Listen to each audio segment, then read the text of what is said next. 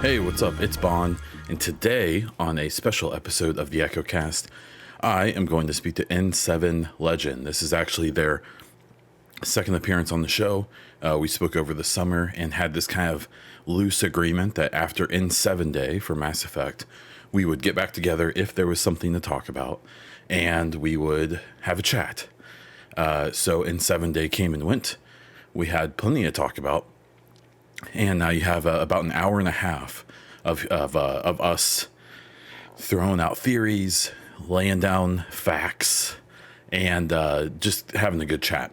So please stick around.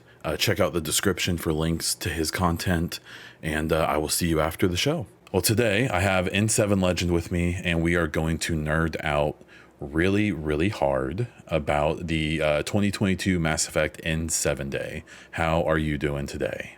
I am fantastic. Bon, thanks for having me back. It's always a pleasure to chat with you, and even more so about Mass Effect. I just can't wait to dive into some of this stuff.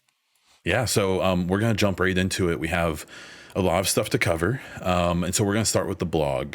I guess we can kind of start off with, we can start and probably end with just how did you feel in general about everything that they showed us on Monday on N7 Day this year? Well, it was a surprise. It was a lot to digest, and I'll just walk you through, what was going through my mind during that day. So that was an extremely busy day at my day job. When all of this news was breaking because as you know, I'm a journalist in my day job, and so I'm covering other breaking news. So it was like I had like okay, so you remember when Liara is the shadow broker and she first assumes command and there's all those screens with all the different All the operatives. voices. Exactly, that is exactly how it felt for me when I was trying to track and be a good employee and do my day job, and then on the other screens and on my phone, and I have all this Mass Effect stuff blown up, and I'm trying to keep up with it. I'm out in the field reporting on like this terrible snowstorm in this pass, and how all these Okay, truckers are getting in accidents, sure. and it was it was just like so much. It was information overload. Ironically, I felt exactly like Liara in that moment. And Well, so I'm I trying. I remember messaging you on Twitter and you being like, "Wait, what? What did they say?" Exactly. I was like, I was really trying to keep up, and I couldn't. And that's a good thing because it meant that there was so much that they put out. Sure. Uh, I talked with you before in 7 Day, and I was like I was pretty skeptical that we would get anything of value. I was convinced that maybe we would get another poster or one piece of concept Sure, art sure. for people to go way too much into speculation mode over. But now we have a veritable treasure trove of things that we can go into speculation overdrive for. Sure, which let's do it. So I will preface this whole podcast and or video, whatever we're going to call it, with uh, we're gonna talk about if you listen to the show, that's fine. We'll do our best to describe what we're looking at, but the best way to do this is probably going to be to watch the YouTube video because I'm going to have the video of what we're talking about on the screen. So I do suggest that if you can. If not, we'll do our best to at least vaguely describe what we're talking about, and we're going to speculate a whole bunch. And we will try to make sure we separate those two things. It should be fairly obvious, though. Yes, So, I will. I'm going to go into Charlie Day conspiracy mode for all of you who watch. It's Always Sunny. I'm going to be sure. asking who is Pepe Sylvia. So So we're going to start with the blog. I will say that purely from the text of the blog, I don't think there's a ton to go on there. I think that at the beginning of the blog, they do confirm and kind of reconfirm that they are in pre-production. And so what they're kind of saying there, at least in my opinion, is we're not in full production yet. So hold your horses, everyone. Like, chill out. We're still putting the team together.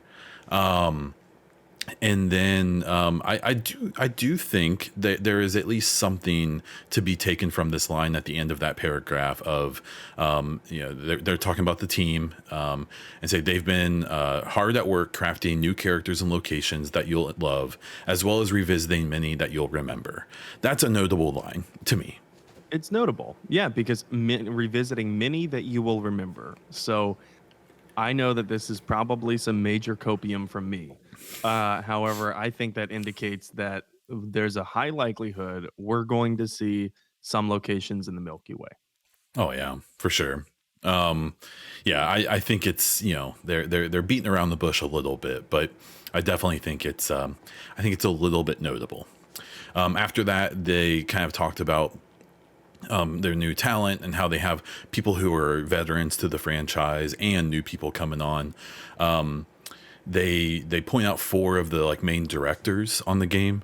So the first one being Mike Gamble, which if you're following the development of this game, you should know who he is at this point. And he is the project director. So he's essentially the head honcho.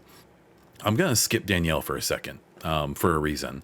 Yeah, Mary DeMarley, this was such a big deal for people paying attention. She worked on the last couple of Deus Ex games and the Guardians of the Galaxy game. That was, in my opinion, game of the year last year. The story of that game is just fantastic. And her involvement is, I think, indicative of some things that we can expect from the narrative, some concrete themes.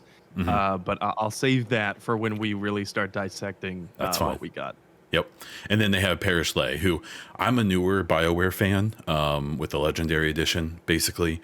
But I am at least aware enough to know the legend of Parrish. So this is good stuff. The reason I waited on Danielle ends is that because I'm a weirdo, I pay attention to BioWare's hiring page. And over the last year, about a year ago, I think they had 10 or 12 listings for Mass Effect specifically. And they were mostly director jobs. As of now, there's 0. As of now, they've hired for every single position. Mary DeMarley was one of them as a narrative director. And on Sunday, because I checked, they still had the development director position open on BioWare's careers website. And then on Monday, it was gone. And they, on this blog, announced Danielle Enns as the development director. And so something I've talked about in some of my other content is that they're still in pre-production. Don't get all freaky. Don't get weird. But them having all of their directors hired is a huge deal. It's at least progress. It's all of the head honchos are in place. And now they can start making decisions, because when there's directors missing, I talked to a AAA dev from another studio I know, because I asked, I'm like, what does it mean to have all of your directors, and what does it do when you don't? And basically what they said was like, when you don't have all your directors, you have to assume that person's decisions until they get there. The development director is probably a pretty significant person to assume what they're going to want. And so I think this was a cool part of this blog. Did you have any thoughts on it? Yeah. So, admittedly, I am not too familiar with the legend of Parrish Lay. So maybe you can clue me in, and as well as some of your listeners who aren't. So I'm sure someone will correct me, but from what I looked into before, he was the cinematic director for Mass Effect 3. So if you think about so, and he's the creative director for the franchise now. So people need to realize that when the word franchise is in there, that doesn't just mean the next Mass Effect game. That means anything Mass Effect related entirely. That would even include other media projects. So if they do this Amazon TV show, if they do more books, if they do more comics, I would imagine that they're actually the ones in charge of that. And say what you will of Mass Effect 3, the cinematic side of that game was pretty damn good. I think that's one thing we should universally probably agree on. So 110%. And, you can feel free to edit this out later if you want. I don't know about the audience, but cinematic director for Mass Effect 3. Now the franchise creative director, please stop. I can only get so erect. Yeah, sure. Yeah, no, I agree. This is good. Like what we see here, this is good stuff. Especially for like someone like myself who I've followed the pre-production and production and release of other AAA titles, and them telling us this is crazy. I really hope people realize, say what you will of EA, say what you will of BioWare. I'm fairly new to it, so I don't know what they were like before Legendary Edition, basically. All I will say is that my involvement with other AAA developers and publishers, I've never seen this, let alone that we've had 3 of these blogs this year. let alone that we have this N7 day. Last year we got a good amount of info too, let alone, like this is like legitimately really cool shit. I think it Like goes miles to prove that they are being transparent in their development process. I think we can extrapolate from that they they understand and they're quite aware that the for everyone who loved Mass Effect Andromeda, there were people who just weren't that impressed by it. yeah, And, if you love Andromeda, if you don't, you have to admit the reality of it. And the reality was that Andromeda fell flat in comparison to the original trilogy in terms of if you're looking at this from a business from perspective. from a meta point of view, from a high up, Right. like yeah, I'm not like the judging the sure, narrative. I'm just saying that the success of Andromeda was measurably lower than the original trilogy. And I think that and we should credit BioWare for this because sure. too often we see artistic people, and that's exactly what game devs are. They're artists at heart. Hmm. Um, we see artists fall in love with the art they've created to the point where they don't want to accept the negative criticism that came their way from it. Yep. It's definitely the way that they've treated this. And what's wild to me is that if a game developer was treating one of their far off future projects like this, and this was the only project they were working on, I would be impressed. The fact that we know they also have Dreadwolf that's deep in development at this point, which they recently announced hit alpha, and is probably coming out in. What's really interesting about Dreadwolf, I think it's worth talking about Dreadwolf because that impacts this game, this next Mass Effect. So when I touch base with some people I know, and then even I watch a lot of Jeff Grubb's podcasts and stuff. He has the inside line with EA. Like if you want the inside line on what's happening at EA, Jeff Grubb, say what you will about him with some other properties, he knows EA stuff, and he's been saying he thinks Dreadwolf is coming late 2023, early 2024. Now, Mark Dara, formerly of BioWare, put out a video right after the alpha announcement for Dreadwolf, and he said that the alpha to release for how am I gonna forget it? The last Dragon Age game, Dragon Age Inquisition. Inquisition, was only 6 months. Now, that you could tell, like Inquisition was very well received and is still beloved by a lot of people. It's also pretty rough. And so, but he's even saying that he would say that it shouldn't be any more than a year of until Dreadwolf comes out if they're in alpha now, And I think which that's is fair. I do too. I think next holiday makes sense, like probably late next fall. And the reason that matters to Mass Effect fans, anyone who's listening to this podcast, watching this video, is because production for Mass Effect will probably start. Well, it will start after Dreadwolf comes out. That's when, because the bulk of their devs, I believe someone said they have around 800 employees.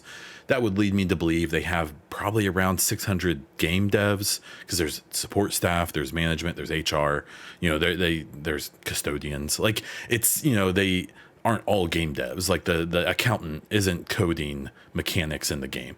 So people have to realize that Dreadwolf probably has like 500 people working on it. And I would imagine there may be a team of 50 to 100.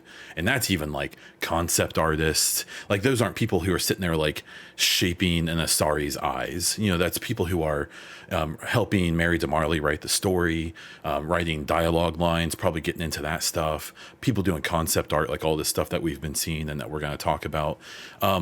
But Dreadwolf's release date matters to Mass Effect fans, even if you don't care about Dragon Age. And I think the quality of Dragon Age, Dreadwolf, even though I don't really know if it's going to directly reflect on this Mass Effect game, in the public eye, it's going to. The excitement about Mass Effect is going to be affected by Dreadwolf, in my opinion. Definitely. And I think that as soon as they release, so you're saying that, the release of Dreadwolf directly impacts Mass Effect fans, to put it quite bluntly.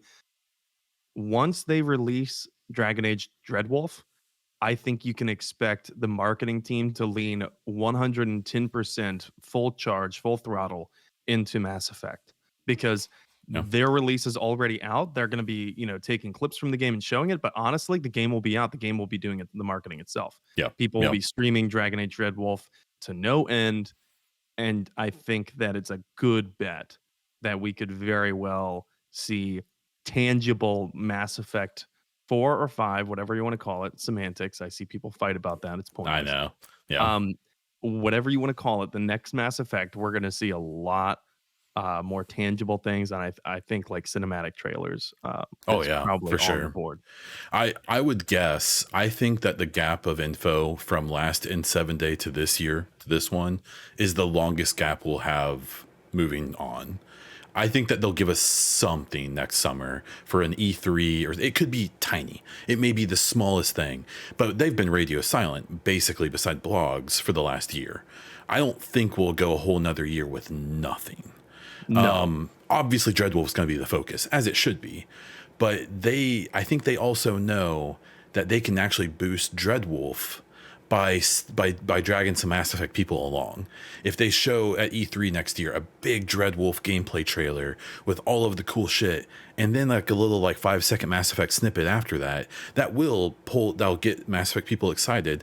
And I know for me, like I'm gonna play Dreadwolf. If I wasn't a Mass Effect fan, I probably wouldn't. It's not really my type of, like, Dragon Age isn't my franchise.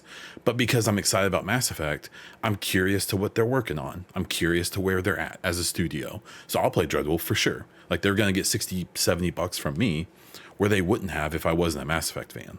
So it's exciting. But like I was saying, I guess to start this fun little tirade is that for me, I'm just really impressed that they're being this transparent and they're giving us what they gave us on N7 day when they're also knee deep, shoulder deep in this other huge project that's had issues, had delays, had, a lot of people are skeptical of it. I don't think they should be, but I understand why they are. So I guess getting back to the blog. There was here they just kind of talked about how Mass Effect Legendary Edition, they're saying old fans, new fans, let's be excited. Obviously up here at the top, one day when we're ready. I love that. I'm surprised that wasn't in bold and like 50 font. We'll have more to share about the next Mass Effect. I don't think when I was reading this blog, I realized, like, when I read that, I was like, this isn't going to have anything in it. Like, today's not going to tell us anything. And then right. we continued. I'm not going to talk about The Sims. I'm sorry, everyone. I don't really care. You mean you don't care about the new Sims wardrobe items? This is a blockbuster reveal, Bond. I don't. But what I do care about is I was about to skip over this because, yeah, there's a bunch of new merch. Go nuts.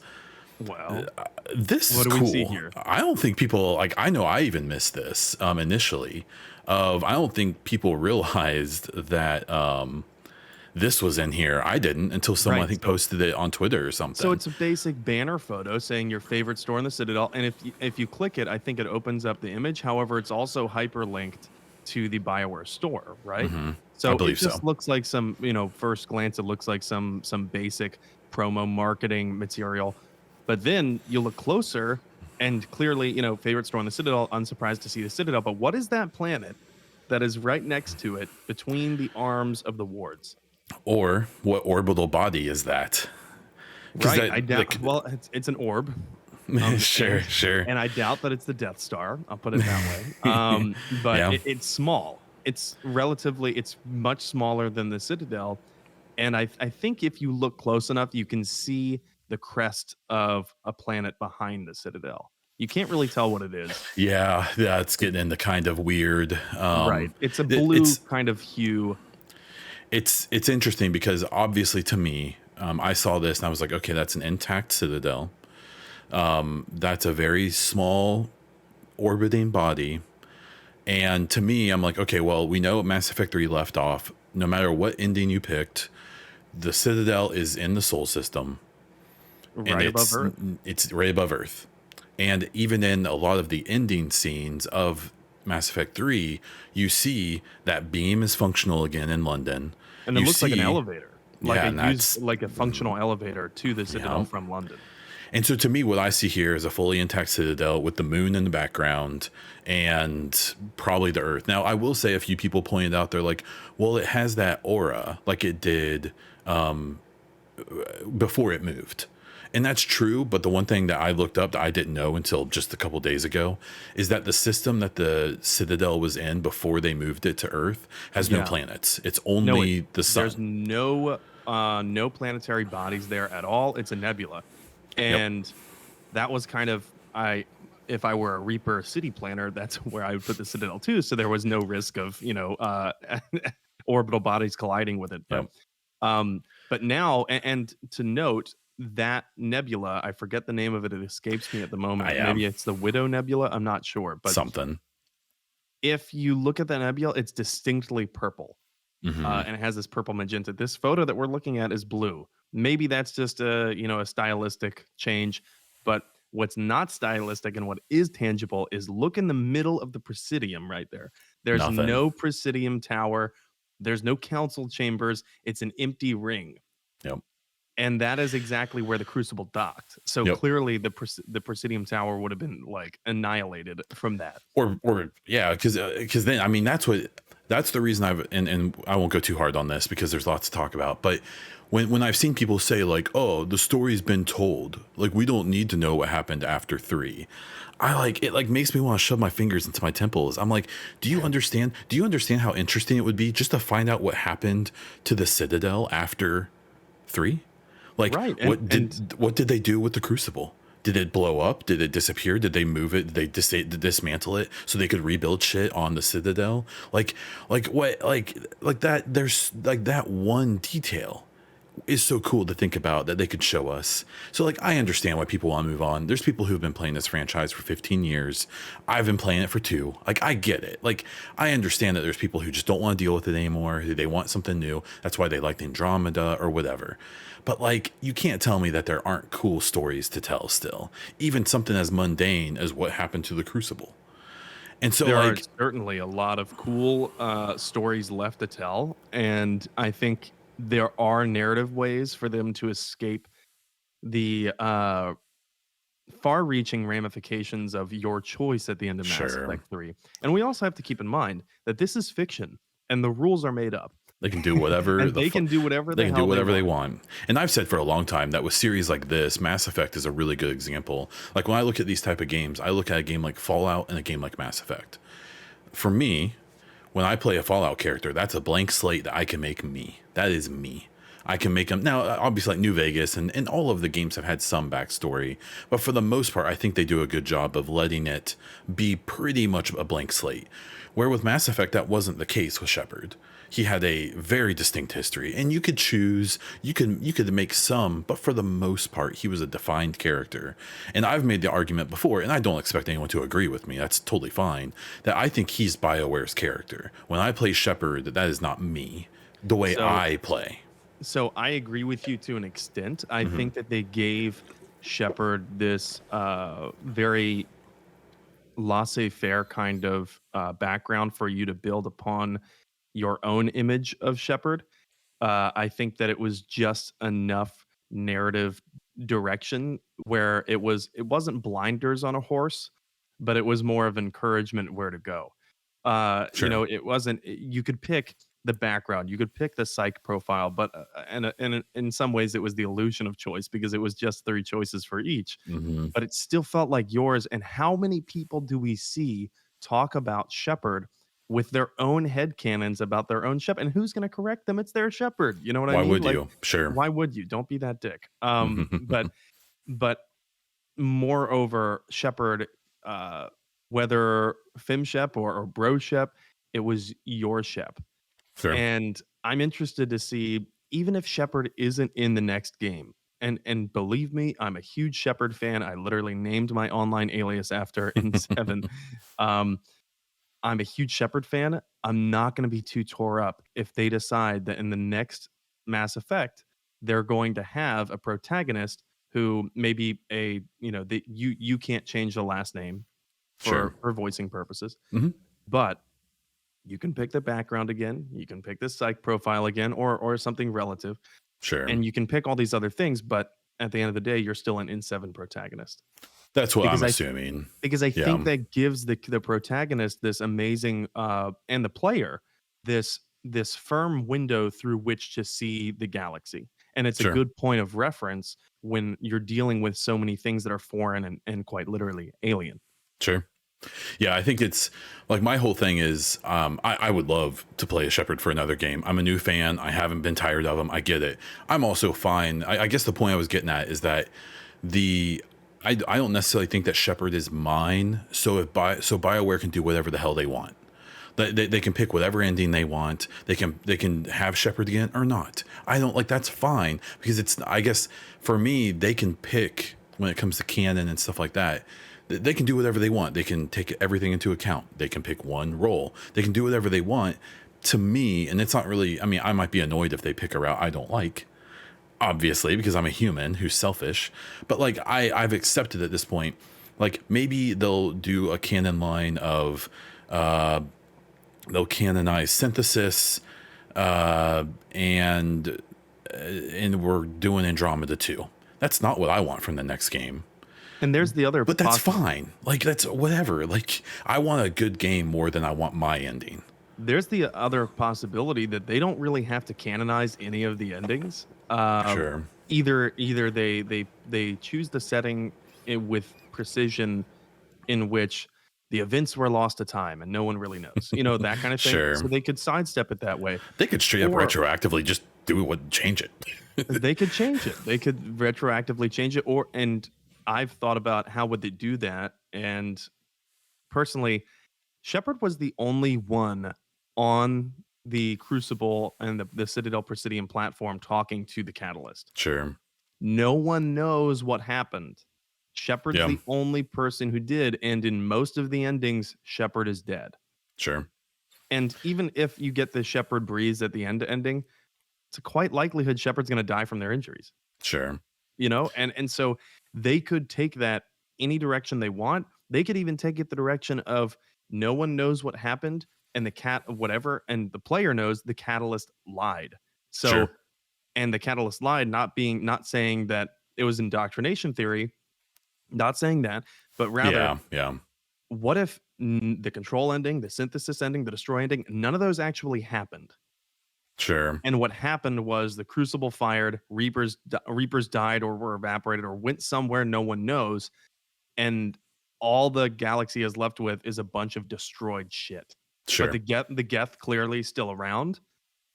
In the next Mass Effect, I think it's safe to say that, given the teasers and what we've heard, there's been such. I mean, the poster last year, I think, made it so clear that the Geth will be involved. I mean, that was a giant Geth in that poster. I think it's pretty obvious. So exactly. Like, what if the Catalyst just lied and none of those options were actually what happened? And we don't know what happened. Yeah. and then the mystery in the next Mass Effect is kind of to what happened, what happened, as well as the antagonist. But I think we should wait to get into the antagonist part until we get lower in this blog post. Yes. So I think it's at least reasonable to pretty committedly say this is probably, now I will say about the detail in the middle, in theory, I guess technically all of this stuff looks like it's like really low detail. So maybe they just didn't put that detail in. I don't know. I do think it's interesting, the ship at the bottom. And it's what I love about it is that, and this is no shade to anyone, but you can definitely tell where people's fandom lies when they see like 7 pixels and they're like, that's definitely the Tempest, or that's definitely the Normandy, or like, whatever. It's like, because it's, who knows? We have no idea. Who knows? And we're not supposed to know. Like, that's the point. But if you look closely, there is that characteristic blue FTL kind of contrail behind the ship. Mm-hmm. And what's so interesting about that is it's glowing off of one of the arms, the wards. But the wards normally would be full of people and buildings and shit. And buildings and lights, but they're all empty. So it looks like this is a completely desolate citadel. And it could be the first time, like, I mean, and that, again, that goes back to things that they could show us, like the first time we go back to the Citadel after it's been repaired, because like I've seen people like, well, how would they fix it? I was like, those, like, I assume the keepers. I mean, that's like what they do. I don't know how they would fix it, but what I do know is they built the Crucible in like fucking 4 to 6 weeks. Mm-hmm. So that was something that had never been done before. Of course, they had the entire unified might of the galaxy working on that. Yeah. However, they're all there though. It's in any ending you pick, the Reapers are either cooperative or they're gone. They're destroyed. So in any ending you pick, the feasibility of repairing the Citadel and repairing the mass relays is quite possible. It's plausible Well, because they there's can either reverse engineer the Reaper technology from the corpses. Hell, they made the Thanix cannon from sure, just Sovereign, and sure, then they rolled that out into different fleets across the galaxy within what, like a year? So yeah.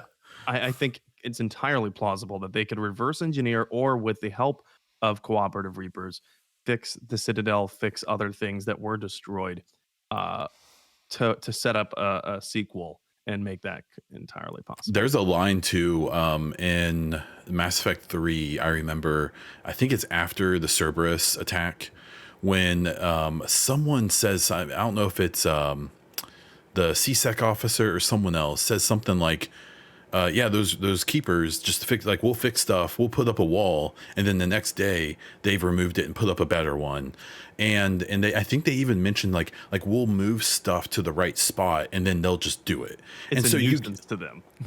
yeah, and so, like, in theory, you could think that, like, if an arm broke off the Citadel, they could kind of just push it back.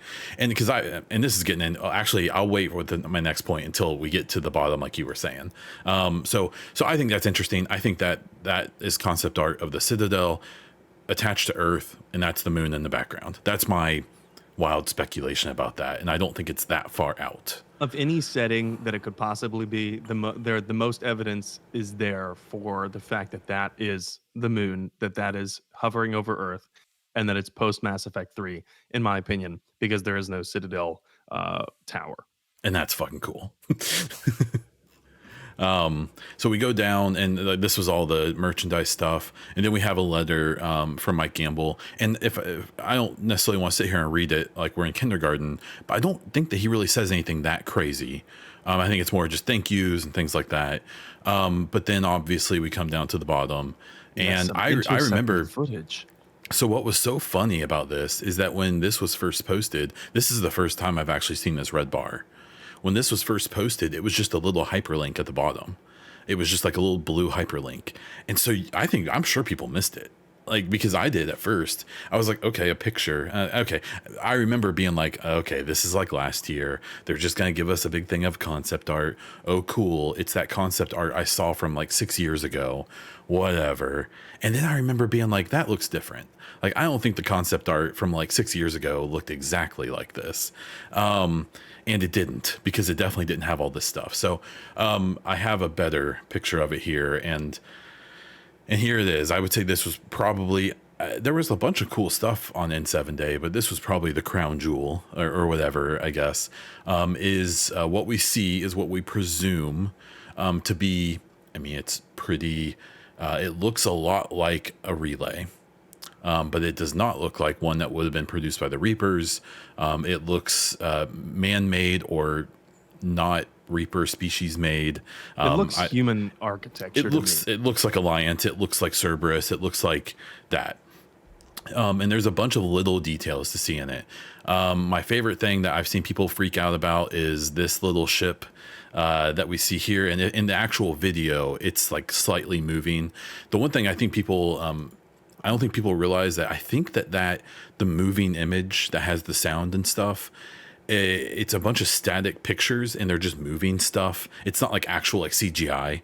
And I think some people thought it was, but I don't think it is. I'm fairly certain it's a bunch of concept art that they've just kind of edited together to give it some movement. So people have been freaking out about this little ship. Of course, it's the Tempest, it's the Normandy, it's the Mud Skipper, it's whatever your own personal hope is. We don't know, and that's the fun part. I did appreciate some people's pointing out of this, of the 1 through 7, and then pointing out 1, 2, 3, that 4, 5, 6, 7. that they're hinting to a new trilogy, and they could be. I mean, maybe. Like, I don't know. I will say that it's probably just some numbers. However, there is a little protrusion, a bar sticking out from 4. Have you noticed that? And Well, again, you have to consider that this is fiction. Nothing is a coincidence. and this is concept art, and this is concept art they're posting for a hype day. Exactly. Every single thing in that blog, that Citadel concept art, the Omega or whatever, the red concept art at the top, this especially, every single thing in this is here for a reason. They didn't accidentally drop some stuff in here and go, oh, oops, like this is, everything's purposeful. So, I mean, that probably is purposeful. Sticking out from 4. I mean, come on. Like, I know. there's no way that that's not on purpose. We have the big open space in the middle, which is, and it's a structure that's obviously under construction. We even have a ship who's carrying a piece of what appears to be a part of that. I mean, it's a big relay. I will say what's interesting is a few years ago, so there's an old version of this concept, of this art. Have you ever seen that? I have, yeah. It's not over the same planet. It's not the same planet. A lot of it looks different, and like the ships look completely different in the background and stuff. But back with that art, Shinobi 602, I believe, is the person on Twitter who's like big friends with like Casey Hudson and stuff like that.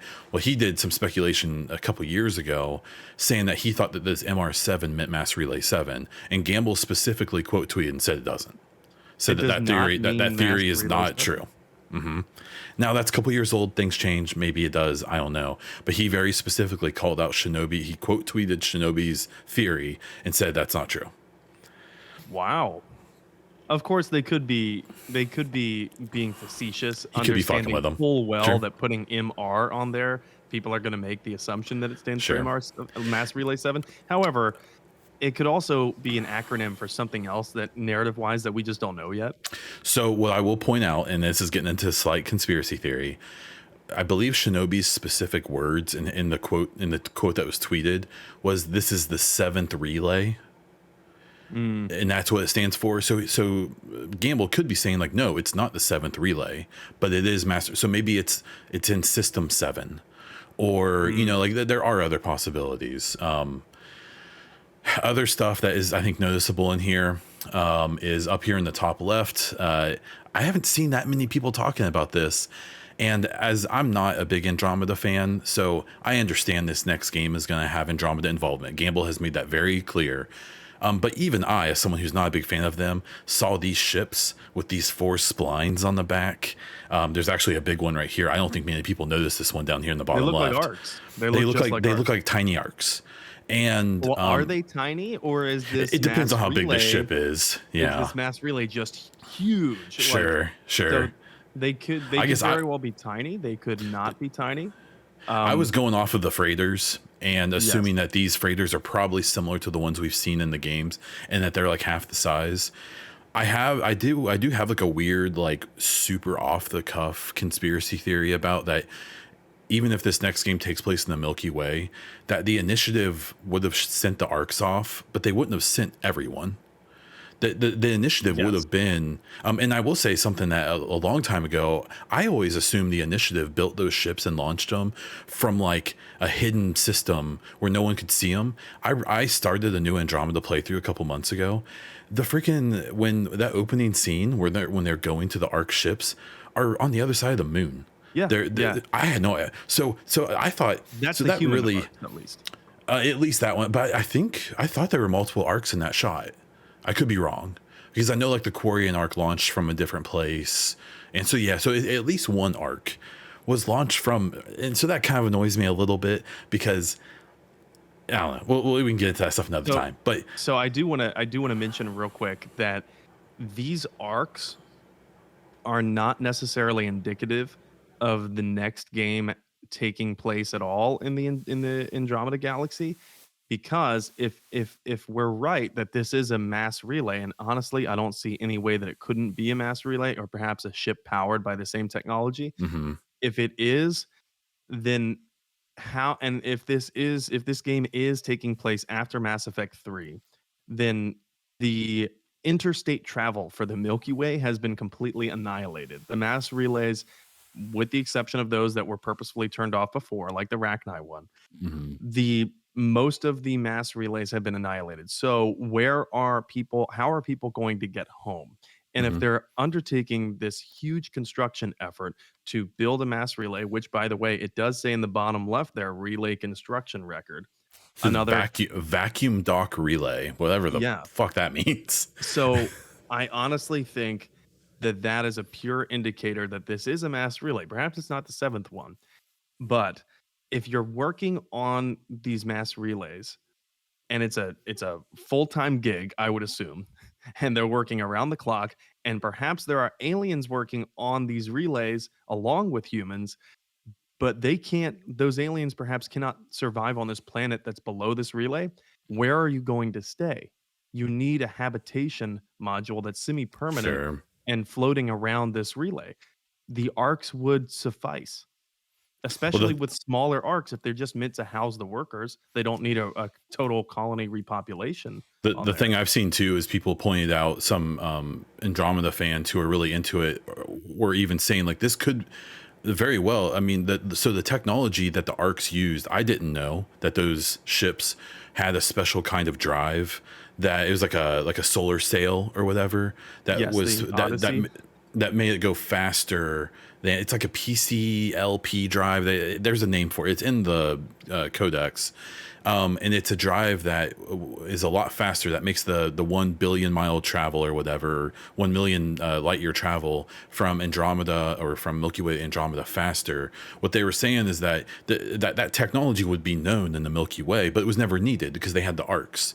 So there's a very real possibility that after the event of Mass Effect 3, they're like, oh God, we got to find. And I guess the calculation was that instead of taking hundreds or thousands of light years to cross the Milky Way, this drive could go from one side of the Milky Way to the other in a month. So that's slower than the arcs. So we could very well be seeing these ships using initiative technology just to get around the Milky Way, which would make sense. I mean, that seems reasonable to me. But I appreciate that they put this stuff in here because you can't look at that. Like even someone like me who accepts Andromeda involvement in the next game, but isn't like, I don't want it to like be in Andromeda. I mean, even someone like me can't look at this and be like, I don't know, I think that looks like something like that's a very obviously like initiative No. technology. And I think, and I went back and looked at some stuff and I swore that we know that the Gian Garson or whatever in Andromeda wasn't the mysterious benefactor because they're killed on the Nexus. And I went back and watched all of those logs from Alec Ryder's thing recently. And I always thought that we knew for sure the mysterious benefactor was still in the Milky Way. And we don't. But I think it's kind of like suggested. And so I've always thought it would be really cool to find out. Like, it's not like they would launch the arcs and then disappear.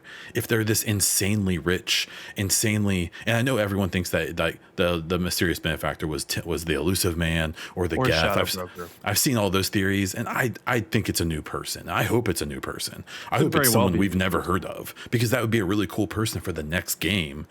I mean, who would be the most likely to fill the power vacuum after the events of 3? Well, This and super duper rich person. Like, of course, someone who has hoarded their power and wealth and kind of shut the shutters and closed the doors and locked them, and someone who has kind of hid. But I think that we would be remiss if we did not mention that this apparent mass relay that's being constructed has Cerberus colors on it. it does.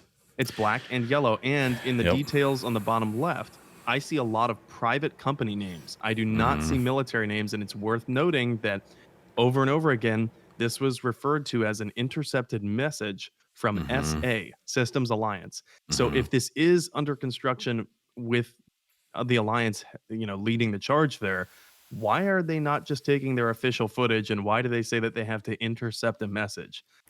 So that's where we get to this part, and I think there's a lot to talk about here. So from what I've taken from it is so at first I didn't realize that this was surveillance footage.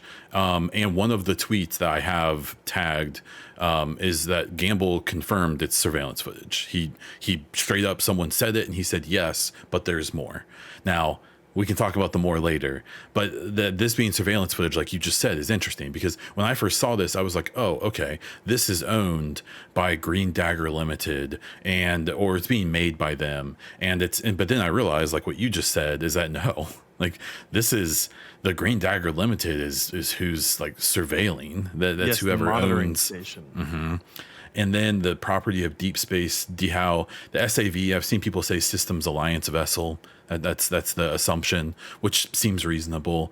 And then this pretty blatantly hybrid Gethcorian human name for Yeah. this whoever whatever position this sub Novark is. I don't think we've ever However, seen that. Sub Navark could be Geth, and if the Geth were looking for names, Okay, so I'm imagining in a post Geth Quarian conflict they would have individual environment, names. they would have Yeah, individual names, sure. not for their own Even if purposes, they're but for still the not, yeah, right, but for the purposes of communicating with for all of everyone the other else. organic species, it would Okay, help them remember who's who. And where would they draw inspiration for the names? They would draw them from the two races from the that really Corlians and helped them, humans. the Quarians. And of Okay, course, I think they would pick human names because of the Systems Alliance involvement in the Reaper War, as well as all of Shepard's deeds to try and bring an end to that sure, conflict. sure, that's fair. So we have that. And then for interior use only, we have the SA, the 314. I didn't realize, and maybe you would remember because I don't. I've seen people say it's either the Rachni system or it's that's the soul. That's where the Turian, the first contact war happened. Was 314 So that the first contact war is referred to by the Turians as the Relay 314 incident. incident. Okay, And okay. and so that doesn't necessarily mean it was in Rachni space. That's just where Relay 314 connected to Rachni space. And I Okay, tried to find where exactly Relay 314 is, and other than it being within Alliance space, I can't find the exact system where it's located. But I do okay. know that it must be in semi-close proximity to Shanxi, the colony which the humans had and the Sure, Turians sure. occupied. Um, so the 314 Interesting. thing, I also want to say we should probably take that with a grain of salt because 314 could be a designation that the Alliance gives to matters of the utmost importance. Sure. It could This is also be incident. Yeah. it could also be an allusion to first contact. Sure.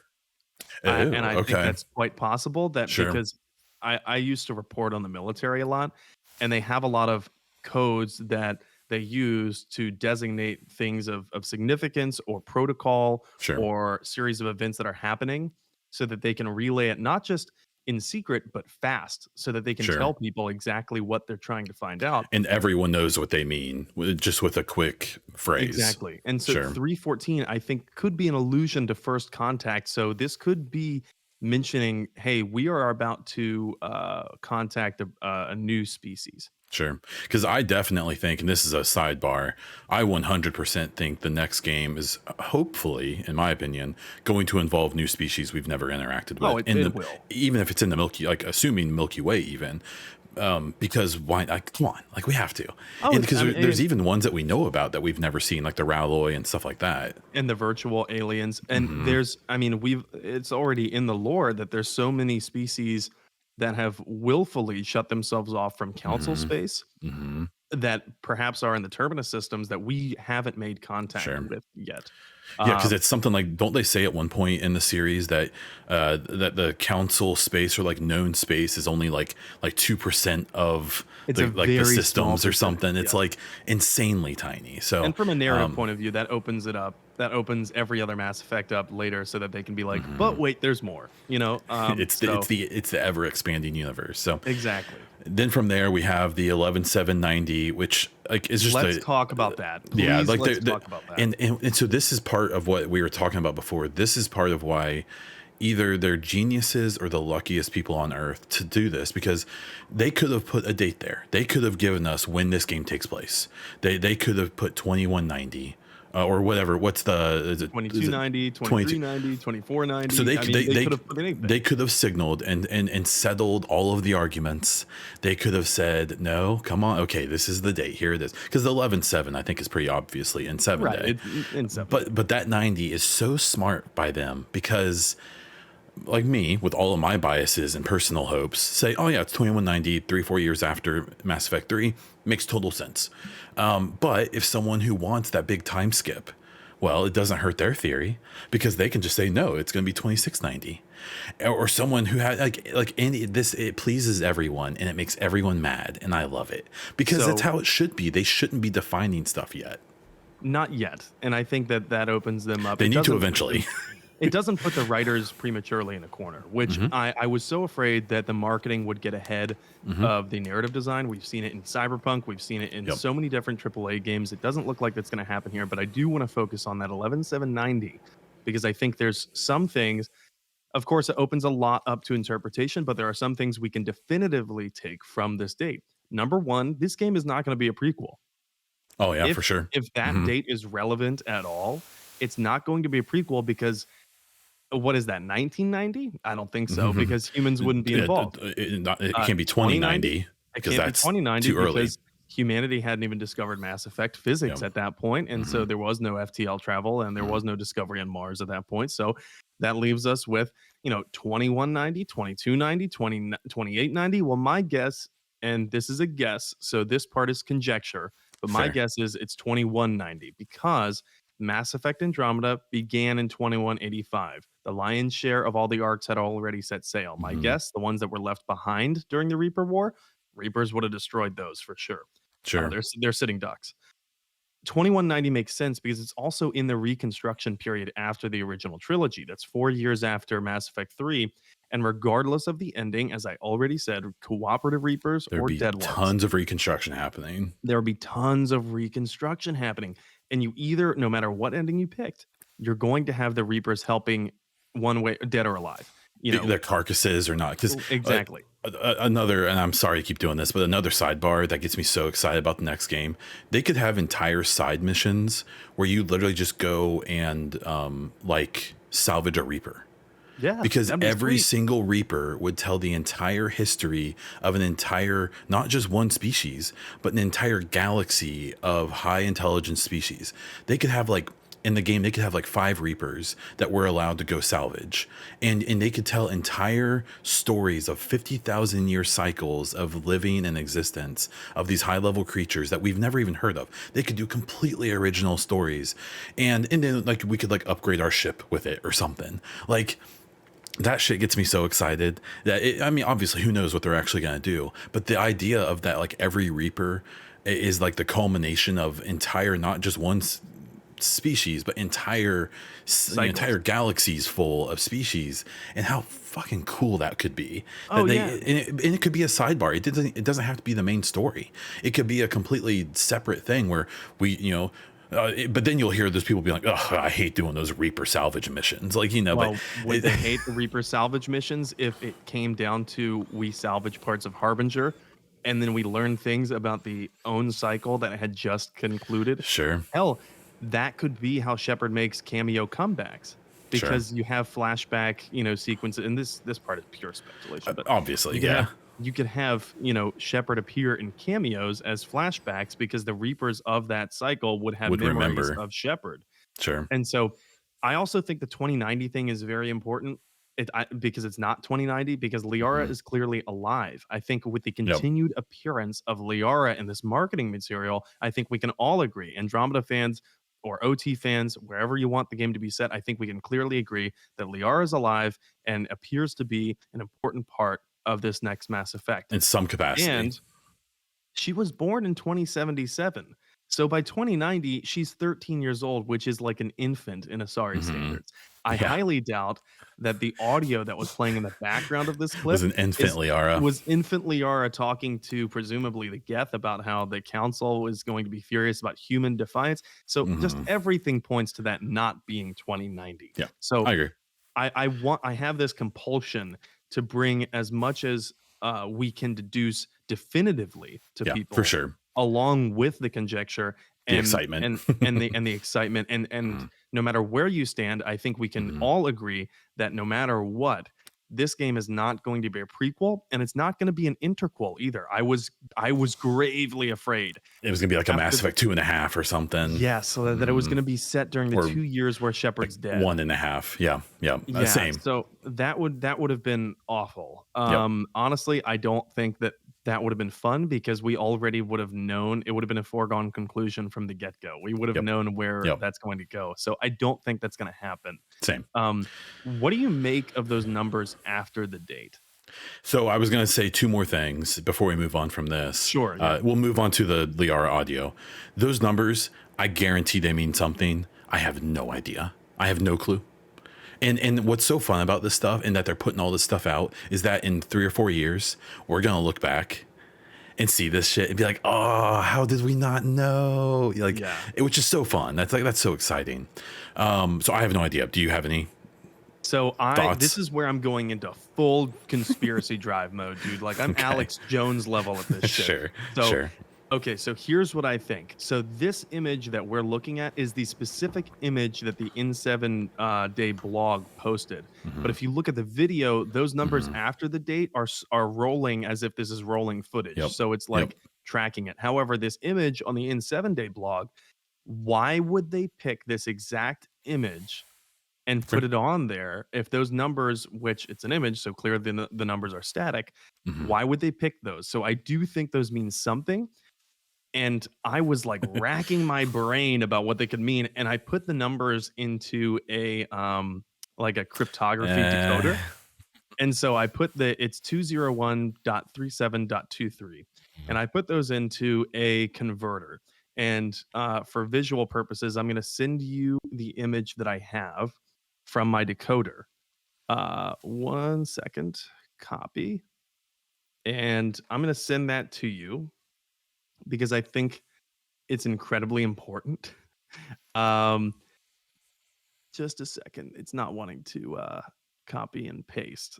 You know what? I'll just share this with you later. You can patch it in that's after fine. effects. That's fine. But the results are for 201.37.23. If you put it into an A1Z26 converter, which just means it's equivocating letters of the alphabet to the corresponding numbers. This If is your Charlie Day moment, by the way. It is. It is.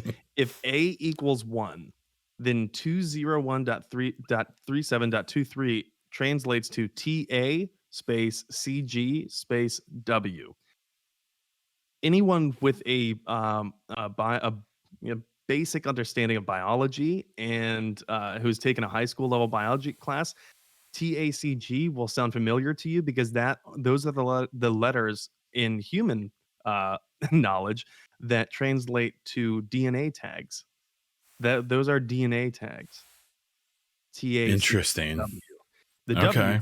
but TA and CG are. So if Funny. you Okay. line completely, you see Systems Alliance, first contact, the date, and then Sure. DNA tags. That's going I'm not deep as shit. I don't know. This is Yeah. super deep, and Your, it could. your, I your could be guess is as way good as overthinking anyone's. this. Sure. I could be way overthinking this, but I had zero ideas. So when I saw that, I was like, "Oh man, this might be a coincidence, but this is pretty weird that they translate to DNA tags, TACG." everything is here for a reason. Every and then single thing is here for a reason. It is, and I feel so conspiracy theorist right now. But I also plugged them in. Do you remember the old days of texting where you would have to do it on a T9 number word. pad? Yes, T9. exactly. Mhm. So I brought up my dial pad right there, and I put in 201.37.23. And it turns out that it brings you almost all of the letters that you would need to spell Cerberus. The only ones that it No doesn't shit. give you, yeah. That's so funny. So the only ones it doesn't give you is U and S. So you have Interesting. CERBER if you Weird. rearrange them. And it's weird, maybe a coincidence, maybe not. I'm not Sure. sure. I'm not as confident on that one. That's one of those things that, like I said, in 3 or 4 years, we're gonna look back and we're gonna like, I'll be like, dude, you knew. I'm fully prepared in 2 or 3 years to look back and being like, I was a fucking moron. Oh, we didn't know anything. Yeah. Oh No, yeah, it's- and I do that like everyone else. I think back to how I was 4 years ago, and I'm like, man, I was an idiot. And then but I know 4 years ago, I was thinking back 4 years before then and thinking, I was an idiot then. Yeah. So The last bit of my personal, completely speculative theory on this whole thing is that I remember, and I think it was fan made, so it shouldn't be taken seriously. But the old version of this art, I remember at one point when I was looking into it, because it's interesting. Even the old version is cool.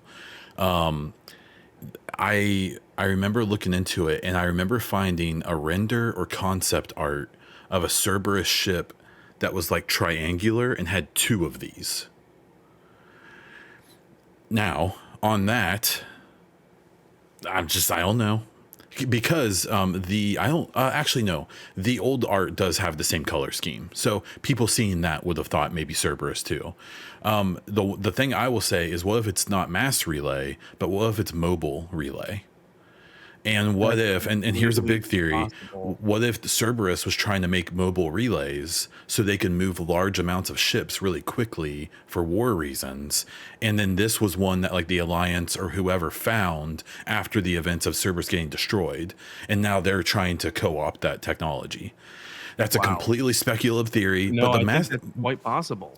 but the mobile relay thing doesn't sound crazy to me because Cerberus being a smaller force, it's a force. Mobilization Well, matters. you reported on military, so you know force multiplying.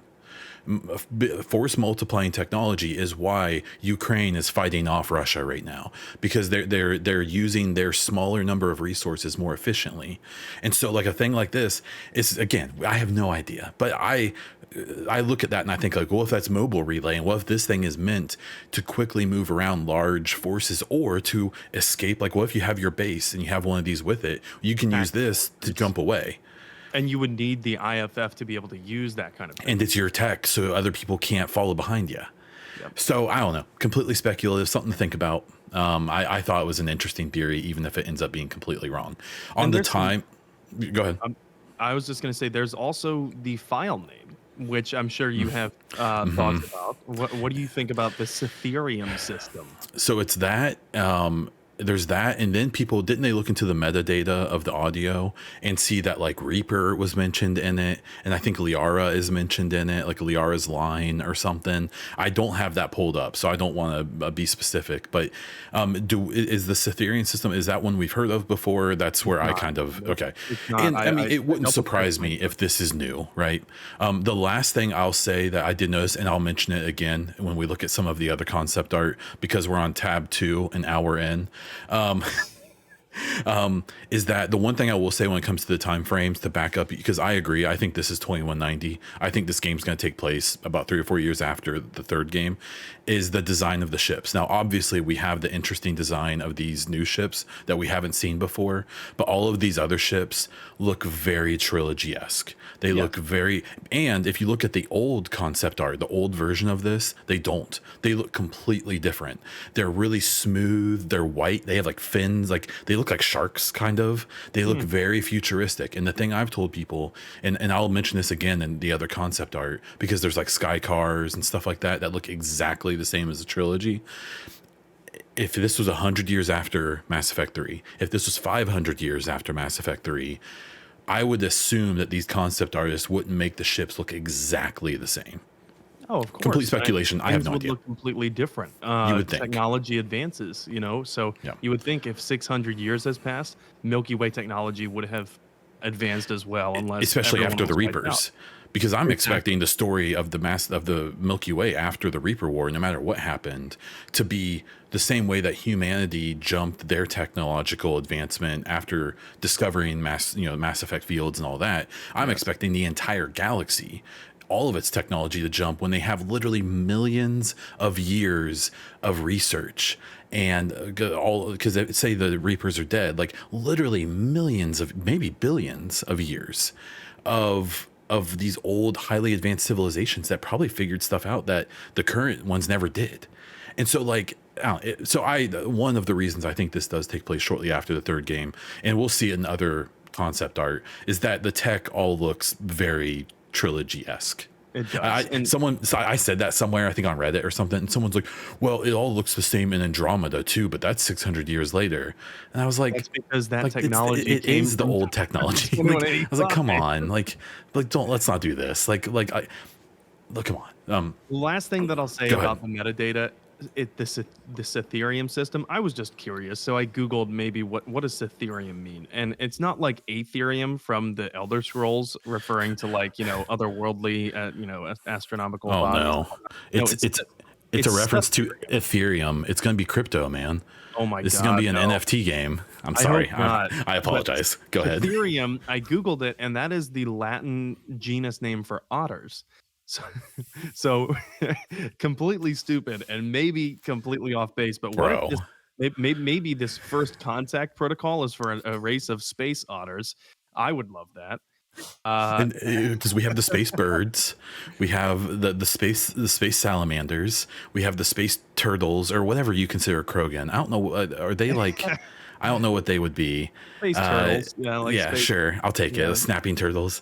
yeah. So So yeah, we need our space otters. we need I mean, space that's what otters. Reminds me of South Park. you joke, but the Ralloi that we've never met are literally giant humanoid birds, which I Yes, think is really competing with the Turians, even though I've started to think Turians are more space cats, but or it's raptors. yeah, sure. So, but that's hilarious. So, okay, so again, this is gonna be one of those things in 3 or 4 years, you're gonna be starting up Mass Effect, whatever, and you're gonna be like, oh, there's the space otters. I fucking knew it. I knew Space it. otters. And I'm gonna I'm gonna have the boot on my head like Vermin Supreme. Yeah. Okay, so we will finally move on from the second tab to the third. This I'm gonna quickly play the audio that came along with this clip. The original audio was obviously something hidden. It was a bunch of clicks and noises, and then like within like 2 hours, someone figured it out. And then what I'm gonna play is the official released audio, and then we'll obviously talk about it.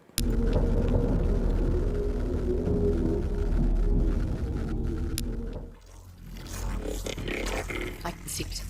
How did we miss this? Exactly. The Council will be furious. Although they should know by now not to underestimate human defiance. Perhaps was their most endearing trait. Okay. So before we get into it, I will say that Mike Gamble did put out a tweet where he specifically quoted those words saying, although they should know by now not to underestimate human defiance by Liara Tassoni. And then it has Dr. Shadowbroker and then in reference to the person or the thing, I'll say, she's talking to, it says redacted. Or that could be a third title of hers.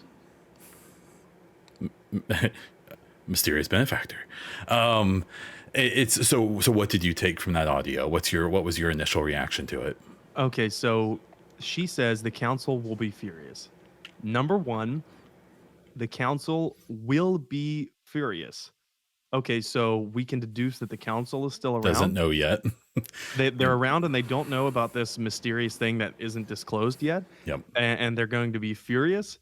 So, A, the council is still around in some capacity. I don't know Sure. who's on the council. Sure. And humans are still around because they should know Sure. by now not to underestimate human defiance.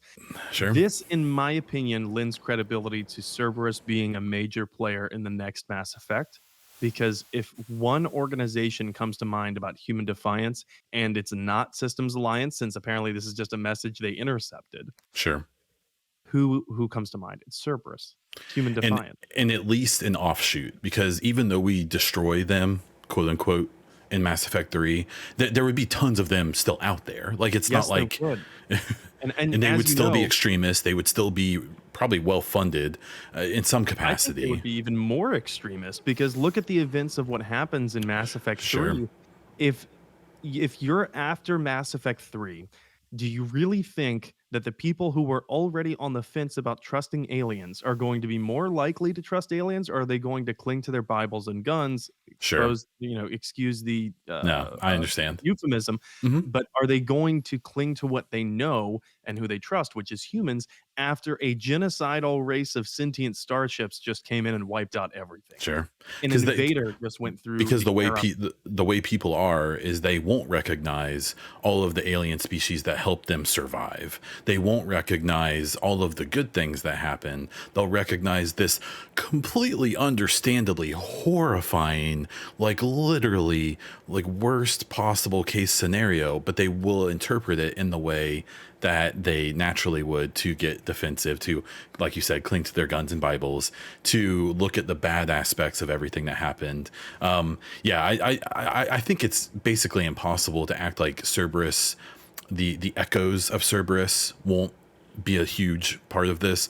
I think seeing that big mobile relay, mass relay, whatever it is, like, again, like we've said 100 times already, everything was in there for a purpose. The coloring on those things, even if it's not Cerberus, it's still trying. They still want Cerberus in here. They still want you to think like, oh, that looks like Cerberus colors, because it's at least a reference to them. And like you said about those private companies, like how would Cerberus survive past Mass Effect 3 when everyone knows how evil they are? Well, they become an LLC.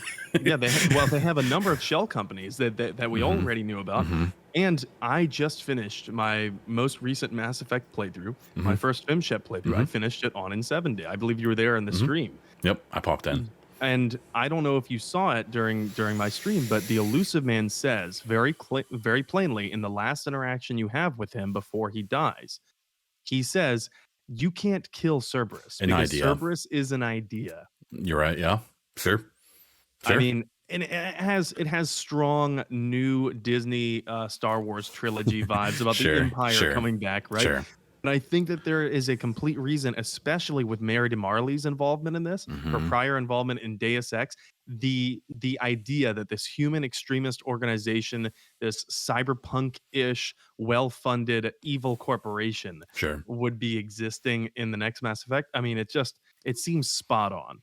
Well, and what I think people need to be open to is that, and I don't know, I mean, again, this is pure speculation, but what I don't expect in the next game is there to be a new Reapers, a new single big bad. What I expect is something more like Fallout New Vegas, where I wouldn't be surprised if there are the remnants of Cerberus, maybe the Initiative, the remnants of the Initiative, maybe the Batarians and breakaway species who are fucking pissed about what happened to them. And I wouldn't be surprised, and I have a long drawn out theory I'm not going to go into right now about this, but that we could play as someone, whether it's Shepard, a new N7, something, who's trying to go make peace, not just fight a single war, but try to go around and either pick up alliances or, hurt other. I just think that I wouldn't be surprised at all if there's not one big bad, if there's a bunch of bads who we're trying to either get on our side or we're trying to hurt. There's going to be a power vacuum. Yeah, there's going to be a power cool. vacuum. And it's so cool, and it might be the exact reason why the Shadow Broker, Dr. Liara T'Soni, is such an important role in the post Mass Effect 3 trilogy, if it is going to be a trilogy. Sure. Because if you're trying to negotiate peace or broker power, you would think that the Shadow Broker is going to be a very important character in this. Well, and one thing to remember about Liara is that, especially in 3, but even in 2, you see the power get to her head a little. She's not perfect. And while I don't really want to see this, I've even seen people reference, God, I'm going to show my ignorance of Dragon Age again. The dude who's going to be the bad guy in Dreadwolf, the elf. He's one of your... Are you referring to Solus? To Solus. I've seen people be like, well, maybe Liara's going to get Solused. And she could end up being kind of a sympathetic bad guy in this next game because she's the power broker, or she's the shadow broker. Why wouldn't she want to take more power when it's going to be readily available? And she probably has the best network, has probably the most funding. I think, obviously, who knows? The one thing I do want to talk about with this is I've seen so many people assume that she's speaking to a Geth, and I don't think she is. Personally, she could be, but I don't think she is, because if you remember, there were multiple times as the Shadow Broker. I think it was when we fight the old Shadow Broker that you can hear people talking, but it's all like encrypted. It all sounds like that, like garbled electronic sounds. And so what I've assumed is that they're surveilling Liara and they're picking up her communications, but they can only pick up her side, that they can't pick up the other side. We know that the Geth loves surveillance, so that is entirely possible. And why would Geth communicate with her in Geth? They would communicate with her in normal language. Exactly. So I agree. I agree with that. I think that it's quite possible this is an intercepted message, perhaps relayed to the Alliance from the Geth, because as we know in our current world, intelligence agencies work together for mutual benefit all the time. Sure. So it's really, really interesting. And God, man, they did such a good job with N7 Day. They really did. So this is an image. I don't think there's a ton. I think we'll get through these next ones a little faster. Looks like Ilium. Sure looks a lot like Ilium. The one thing people have pointed out here is I've seen people say that that is an upside down Omega symbol, and I don't think it is. I thought the Omega symbol had a little thing that stuck out here at the bottom. Let me see. Here, there we go. I can zoom. So I don't think it is. I think it's probably just a symbol. But again, like we've said before, everything's here for a purpose. So maybe it is. Maybe it's supposed to signify something. I wasn't as sold. That is indeed the Omega symbol. Is it? Okay. Okay. Yes, it is. That is. But is it upside down? Nope. It's right the side same up. one. And Okay. but if you look a little bit down and to the right on a different building, there is a symbol. The SFXS. Well, there's the Oh. XF, not that, but if you scroll down a little bit more, see the Asari? Mm-hmm. There's an Asari in a building there, and it looks like Asari architecture. Mm-hmm. So, quite Yeah, I think this likely is that Ilium for sure. I think it's Ilium, and Yeah. I think it's quite likely that maybe Arya is diversifying her profile and expanding. So her that's what I operations thought too. Mm-hmm. And the 'Cause I terminus saw- systems. Because I saw people be like, "Oh, this is like maybe this is like rebuilt Omega," and we'll get to that. But I don't think, yeah, no, I either think this is Ilium or a brand new place we've never seen before.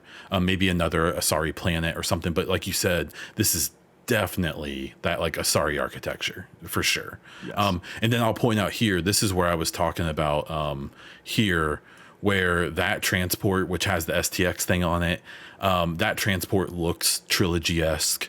And then that Skycar is exactly It's what we saw from getting Mass Effect 1. So that's one of those main things. And then we see a bunch more of these out here. They're all the same design. And that's one of those big ones where when people have been like questioning when that date is supposed to be on that other piece of art, to me, this is like, I think that they would have gone far enough with this concept art to advance this stuff if they wanted us to think this was supposed to be in the future. But let's see, what do I have next? Okay, and then this is the piece of art that got posted by Michael Gamble when he confirmed the Liara text. So we see down here in the bottom right, like a walkway, like a port of some type. I assume you've noticed the solar electronics sign. That's I actually pretty. hadn't noticed that. Oh, you hadn't? Okay, let me this is zoom in brand on new you. to me. This, I'm very happy to see something new here. Solar So that's the solar Electronics. electronics sign, Isn't that from 100%. Omega? Mm-hmm. That store is on Omega, right? Yep, So 100%. Now, maybe it's a chain. Maybe it's a chain store. Maybe Quite there's solar electronics all over the place. But people pointed that out early, and I thought it was really interesting. We see these big columns of some capacity all out here. There is actually a building here that isn't one of those. But yeah, there's 1, 2, 3, 4, 5, 6, 7 of and these these beams things. of light look like the space elevator from London to the Citadel at the end of Yeah. Mass Effect 3, and they very well could. If this is Similar post-Mass tech Effect of some 3, type. they could have reverse engineered and been like, "Hey, this technology is amazing. We can just beam people up to Mm-hmm. orbital space stations like that." And, so So we have 3 figures here. There's a Solarian, a Krogan, and a Turian. And the notable thing about them all is that they're all wearing breathing masks or masks. are they really? Oh yeah. So here's a tube that goes to. He's wearing a. Here, let me zoom in on you. enhanced. Enhance CSI. So you see that Yeah. little. So to me, that looks like a mask. They are And then all you wearing breathing. Well, and so see the little blue dot, and then he has a little blue dot on his too, or theirs. And then you see the tube, you see and you have to remember, like, everything's here for a reason. This Krogan has a tube, like they put that there so he has one too, or they have, and then the Turian here, they make it pretty obvious with that tube coming off, and then the little blue dot. I'm telling you, they were smart as hell with this shit, man. They did a very good job. And then this is where I'll reference again the Skykars. These Skykars are all exactly the same as the trilogy. Yeah, this stuff, I don't know. Maybe it's the elevators. If this is Omega, then maybe this is the new Ezo mining stuff. It could be. Who knows? I mean, all I'll say is, no matter what it is, this is such cool concept art. This looks so. Like it's exciting to look at, and it's a picture. Could Like be a new planet as well, 100%. where none of the races can natively breed there. Yeah, because that's the part about it being Omega that made me kind of wonder, like maybe they're gonna say something happened after the events of the Omega DLC and it's like toxic there now for some reason. I don't know, but more than likely, it wouldn't surprise me if this is a whole new place. Because why would all of these species all have to, like, why would you inhabit a place you can't breathe? You know, maybe because you're extracting very valuable things from that place or something. I don't know. So, but super cool art. I don't think there's a ton to take from it, other than I did think that the Solar Electronics sign was a really cool little, just a little tidbit for us. And then this is where I did a big kind of Twitter post where I posted all the same things we've basically talked about already.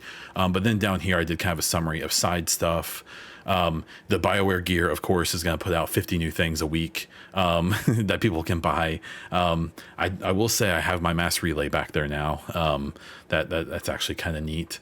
There's a bunch of other retailers doing merch as well. The Mass Effect items in Sims 4, but the main item here was that in 7 Day, Jess Hera Campbell of Mass Effect Andromeda and Dragon Age Inquisition, as well as a bunch of other things, has returned to Mass Effect, or to BioWare, as the mission director for the next Mass Effect. We briefly talked about this before the stream, and how, for me, I'm not super familiar with her work. I've talked, a few people in my Discord were really excited, and I guess her partner also used to work. It worked on the same games. They both worked at BioWare, but her partner still works at ZeniMax. So at least at this point, it's only her returning to BioWare. My takeaway from it was the fact that they're bringing on a mission director for the next game, that makes sense if they're in pre-production, because right now they're doing the scaffolding for the next game. They're preparing the outline so that all the devs can get pushed in and fill in the numbers, right? Like that's what they're going to do when they start production. And so that was a fun little side tidbit for me. And that is kind of a big deal that Jess Hara Campbell is coming back.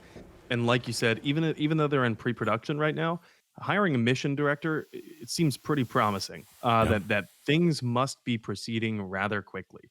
Yep. That they are getting into the nitty-gritty about what each individual mission might look like. And I know that people had gripes with Andromeda. I certainly did.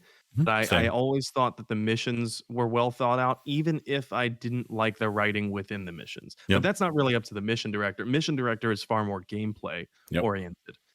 So I'm looking forward to that. I think I'm just happy to see that there's Mass Effect veterans coming back. So that's what I was going to say. My whole thing was, and this was a message I gave with Mary DeMarley. Mary DeMarley won Narrative of the Year in 2021 for Guardians of the Galaxy. She is prolific in gaming and in other types of media. She's amazing. She could have gone to she could have called up any EA studio. She could have called up any Ubisoft studio. She could have called up Rockstar.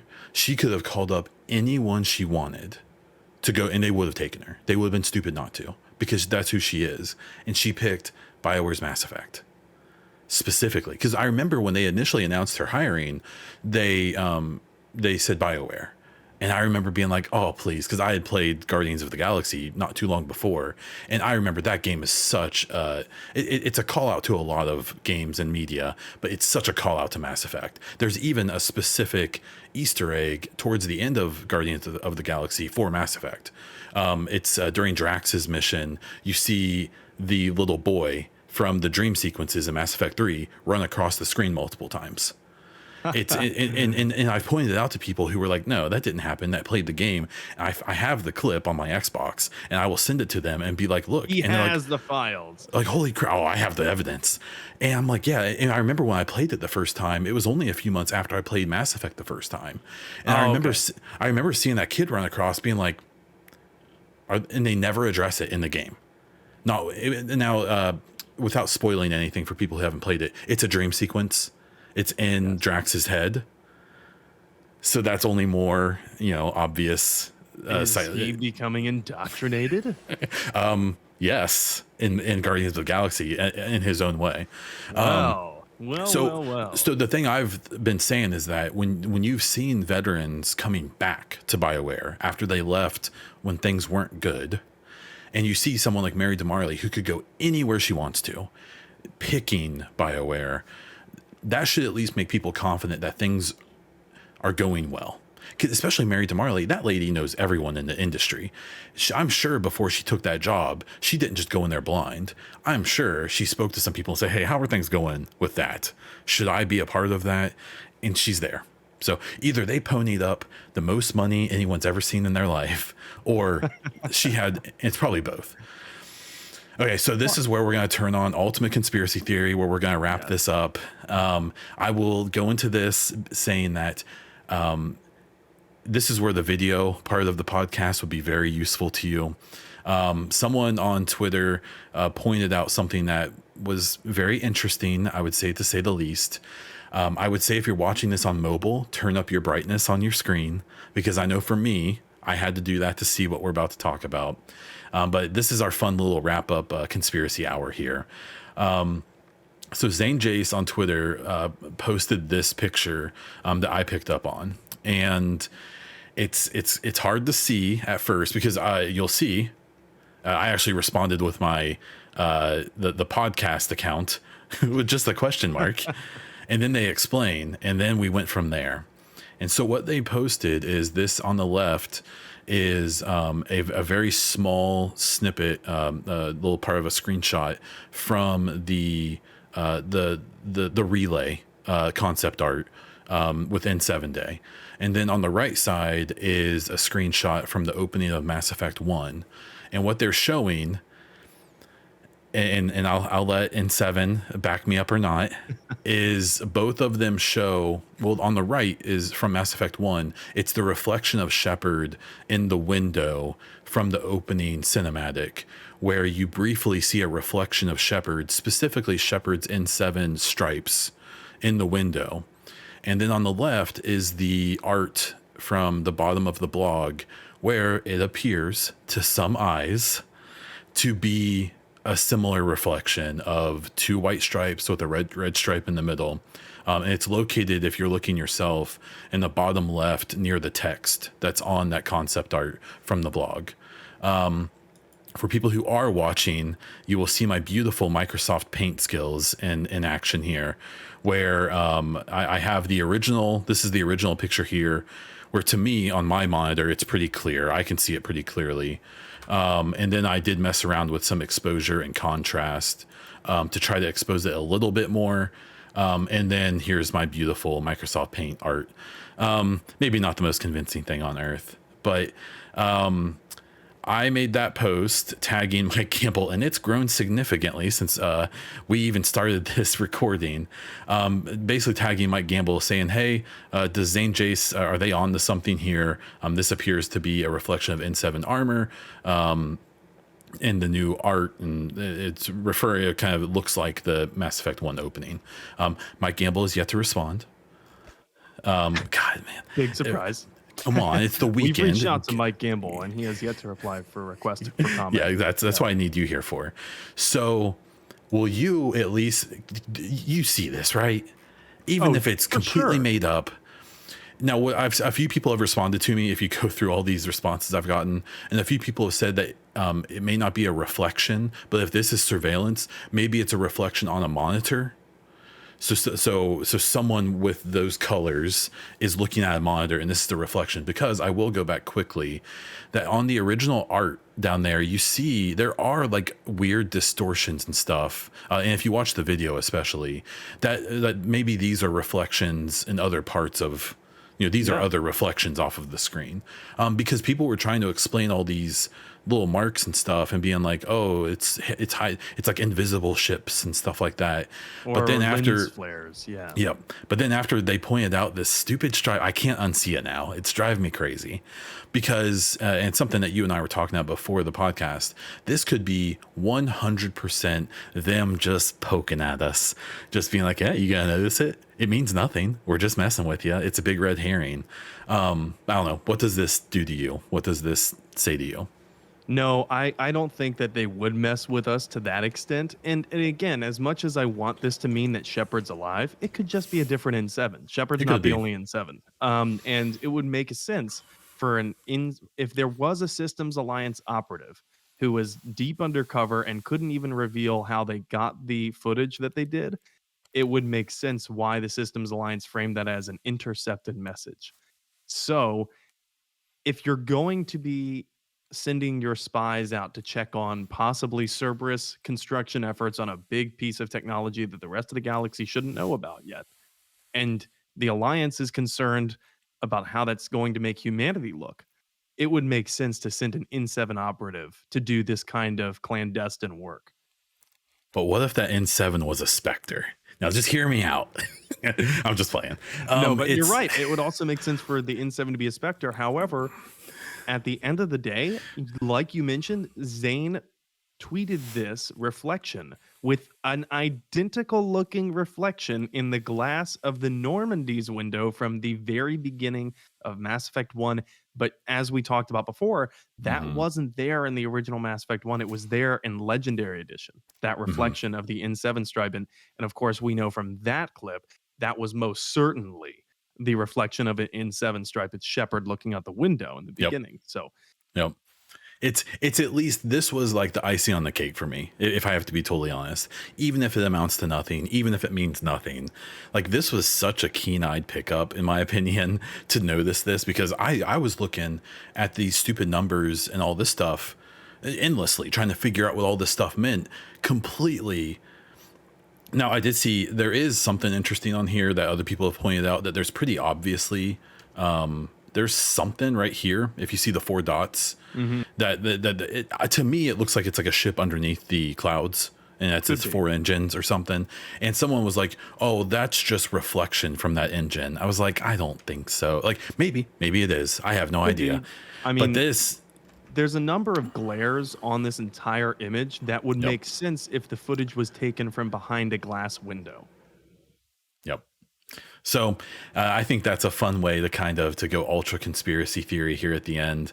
I don't know. I think it's fun. And obviously for my own personal desires, it's kind of exciting with the things that you can assume. The last thing I was going to do, I can't remember, is just looking at Gamble's replies from that day. I don't think there was anything that we didn't talk about already. The NASA shout was pretty cool. That was pretty awesome. Yeah, here is the weird. Okay, so this was what did I say this was in response to? That's so frustrating. I can't remember what we talked about. Well, that's a bummer. That person decided to freaking bounce on us. Yeah, I don't see anything else that seems too significant. So I guess that is where we can kind of start to wrap things up. So after reliving all of it, I know we kind of briefly spoke on it. What was your kind of overall review or feeling on the whole N7 day release?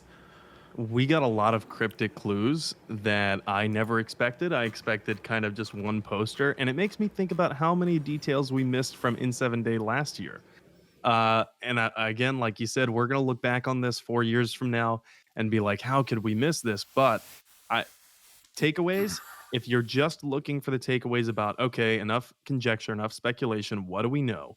We know the game is in pre-production phase. We know it's going to be single player. So that doesn't necessarily preclude a Mass Effect 3 style, multiplayer, optional multiplayer mode. But it does mean, in my opinion, that it's not going to be multiplayer based like No Man's Sky. It's not going to be multiplayer based like Fallout 76. I think they are leaning into what they know the fan base loves. And from a business perspective, that makes sense. They need to hit this out of the park, because if they don't, the entire IP might be lost.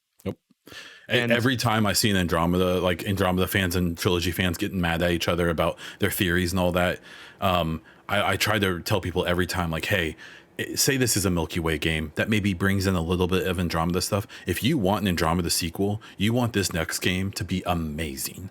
You want this game to be so good that they can't help but make a sequel to Andromeda or whatever. Maybe a next game that brings everything together if this doesn't already. But every time I see people getting tribal about it, I'm like, look, no matter what this next game is, if you want more of your stuff, then you want this game to be amazing, no matter what's in it. Because if this game isn't really good, I don't know what's going to happen to Mass Effect. And I think BioWare is in that mode in general, even with Dragon Age. Their Star Wars game seems like it's a cash cow on its own. It seems like, but yeah. So we know, we know what we know. Do you have any other thoughts on that? I think it makes me think back to that Mass Effect trailer, the cinematic one that came out 2 Christmases ago, I believe, where Liara picks up the N7 chest plate, I believe. Or no, is it the chest plate or the helmet little plate? headpiece? Mm-hmm. Headpiece. And she dusts it off the snow, and we see what was later confirmed to be a Dead Reaper. Mm-hmm. And I was terrified. I was terrified after that would seemingly indicate that it was an interquel where they were looking for Shepard's dead body. I think we know enough now to conclude that this is not going to be an interquel. It is going to be a sequel. I'm not sure how far of a sequel in the future it is. Sure. But it's not going to be a prequel either. But it also makes me think that trailer back then, there's no way that they would have done enough on the game for any of those images to concretely mean anything about the story of the next game. That was a big symbol. It was a big symbol. It was a symbol. Mm-hmm. It was just hearkening images that we all found familiar, and they were letting us know it's going to continue happening. With the exception of, I think, putting Liara in there was on purpose, because I think obviously maybe they knew at that point Liara is going to have something to do with the next Mass Effect. Because I believe it was shortly after that Hillis, the voice actress, confirmed that she was on the next game. They definitely. But in hindsight, as I've seen people try to figure out what planet that trailer took place on, they've tried to figure out it can't be Shepard, because why would his headpiece be there? I think for me at this point, I've gotten to the point where that whole trailer is just symbolic to me. They're trying to make you think about N7. They want you to think about Shepard or N7 or your memories of the trilogy or whatever. They want you to see Liara and see her smile, and you want that big musical, upbeat to give you chills every time you see it, like it might still do to me. And they want to evoke feelings, but they probably weren't telling us anything specific because they probably didn't know yet. They probably didn't have specifics yet. I think you're dead on with, there's very few things that we know, but I think everything we know is good, at least for me. And then there's a whole bunch that we can guess about. Yes, absolutely. Okay, well, an hour and a half. I think that's a pretty solid. I think we had some fun there and had some good progress. So that's where we're going to start to wrap things up. If you would please let anyone who's listening know how they can touch base with you and what kind of content you are currently working on. Sure. So as I mentioned, I just completed my first FemShep run on this past N7 day, but I am not done with Mass Effect, not by a long shot. I'm going to be streaming more Mass Effect on Twitch. You can find me at N7 The Legend. And of course, I host with Tom, aka Robots, the Mass Effect Lorecast. We are more of a encyclopedic knowledge of all of the lore of Mass Effect than we do speculation. So if you're interested in just kind of satiating that Mass Effect fix that you need to get by, I think that we make things a little bit more interesting than just reading the codex. So I will pump you up a little bit. They just recorded an episode with Mark Meer, and it was very, very good. I really enjoyed listening to that. So come for the lore and stay for Mark Meer. Yeah, and he had a luscious mane when we recorded. God. I can't tell you how excited I was when I was waiting in the Zoom call with Tom, and then the anticipation building up to it, and then Mark Meer joins, and I was like, "Oh, holy shit!" I'm a day one fan for Mass Effect. I bought this game way back in 2007, and I was 14 years old. Staying up all night exploring the planets with my hero Commander Shepard, and so getting to meet the voice behind the hero was surreal to me. And it's even better to know that he is a nerd just like all of us, and he He's loves the Mass Effect universe. And he such was a kind incredibly human being. He's pleasant so to talk sweet. to. Yes, he Yep. and he let us know a few key details in that episode that I never knew before, such as, you know, he did all of the like the alpha voicing for the alien races in Mass Mhm. Effect before he was cast as Shepard, hmm and the very first Solarian he voiced, he modeled it after Steve Buscemi. So Okay, I all didn't. of I missed that. That's hilarious. so all of the Solarians in Mass Effect have a certain Steve Buscemi quality to them because of Okay, that. It's also sure. because of Mark Muir. He told us he patented the Volus wheeze.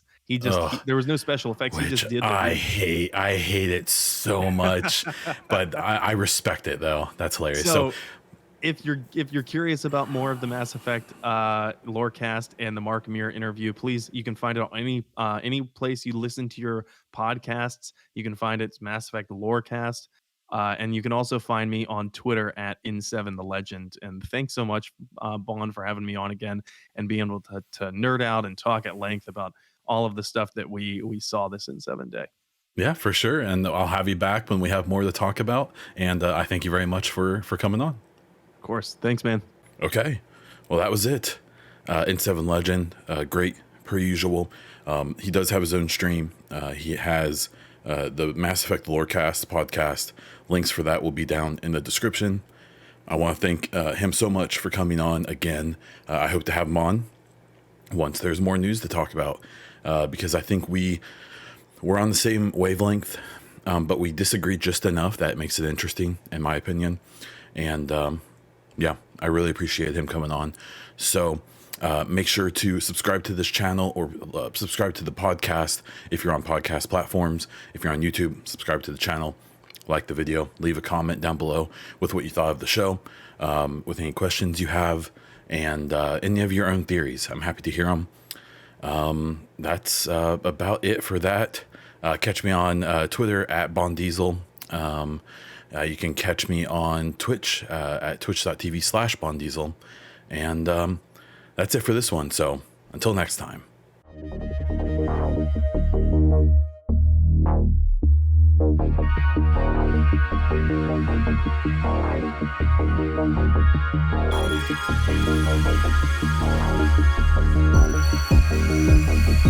Thank you.